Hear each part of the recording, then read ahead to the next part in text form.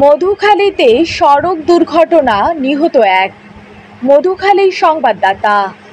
ঢাকা খুলনা মহাসড়কের ফরিদপুরের মধুখালী উপজেলার রায়পুর ইউনিয়নের পাইককান্দি নামক স্থানে টাইলস বোঝাই ট্রাক ঢাকা মেট্রো ট 119011 ও মাইক্রোবাস ঢাকা মেট্রো চ 198377 সংঘর্ষে নিহত এক, আহত দুইজন। স্থানীয় এলাকাবাসী জানায়, টাইলস বোঝাই একটি ট্রাক সিলেট থেকে যশোরের উদ্দেশ্যে যাচ্ছিল।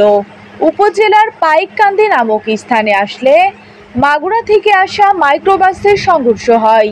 এতে ঘটনাস্থলেই শুক্লা, বয়স 35 বছর নামের এক নারী নিহত হয়েছে। এতে আহত হয়েছে প্রায় দুইজন। নিহত শুক্লা রায় মধুখালী উপজেলার আরপাড়া গ্রামের জীবন রায়ের স্ত্রী। নিহত শুক্লা রায় চিকিৎসার জন্য আরপাড়া থেকে ফরিদপুর যাচ্ছিলেন।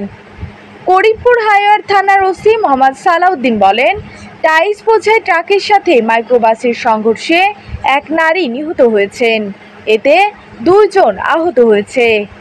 আহতদের মধুখালী উপজেলা স্বাস্থ্য কমপ্লেক্সে ভর্তি করা হয়েছে এবং নিহত ব্যক্তিকে ময়নাতদন্তের জন্য ফরিদপুর মেডিকেল কলেজ হাসপাতালে প্রেরণ করা হয়েছে।